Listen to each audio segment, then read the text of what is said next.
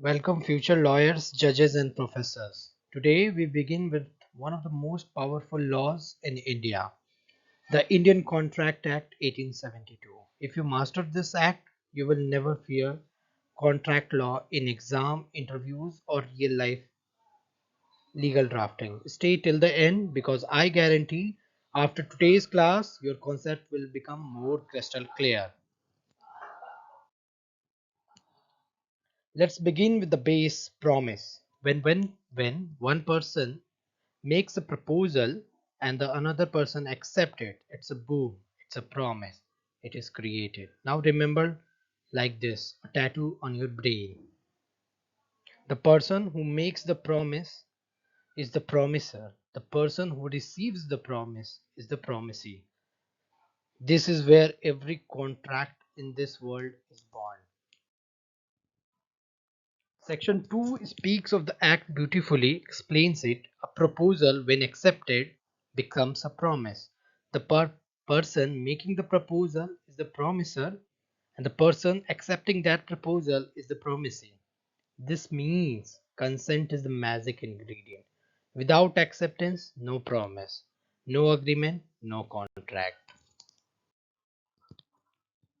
Example time. A says to B, I will sell you my bike for 10,000 rupees. If B accepts it, instantly a promise is formed. That's how simple law is when you understand it visually.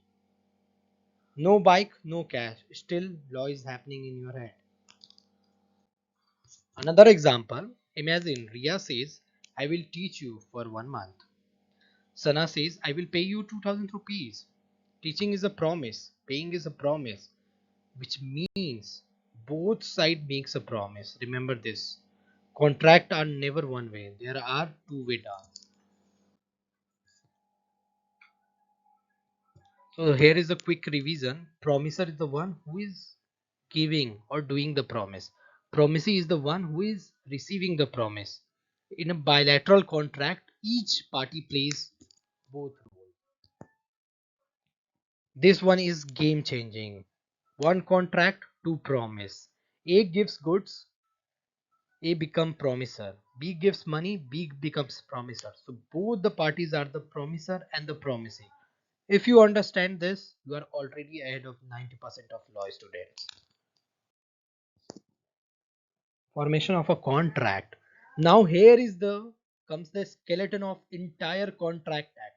Repeat after me. Offer plus acceptance equal to promise. Promise plus consideration is equal to agreement. Agreement plus legal enforceability is equal to contract. This one line can fetch you full marks in your examination and full contract in real life. A says to B, I will wash your car. This is a promise. B says, I will pay you 100 rupees. This is consideration. Both sides exchange promise plus consideration. Then it is agreement. If law will protect this, this is a contract. Conclusion, one contract equal to two promise. So look, you just learn an entire chapter from a car wash. Definition time.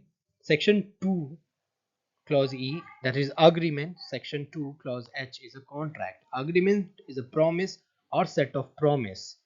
Contract is enforceable by law. Simple formula. All contracts are agreement. All agreements are not contract. Tell this in exam and watch teacher's pen fly on mark sheet. Now comes the difference between agreement and contract. Agreement can be emotional, moral, or even family based. Contract is always legal, always enforceable by law. Agreement may give no right. Contracts always gives a legal right. This is where law separates emotions from obligation. Now comes to the essentials of a valid contract under section 10, which says not every agreement becomes a contract to be valid. It must have the capacity that is of age, sound mind, and not disqualified by law. Free consent, no coercion, fraud, mistake. Lawful object, lawful consideration, and intention to create legal relationship. Even if one fails, the contract can collapse, like a building without a foundation. If you found today's class interesting, hit like so this video reaches every law student in India. Subscribe and I promise I will make you fall in love with the law.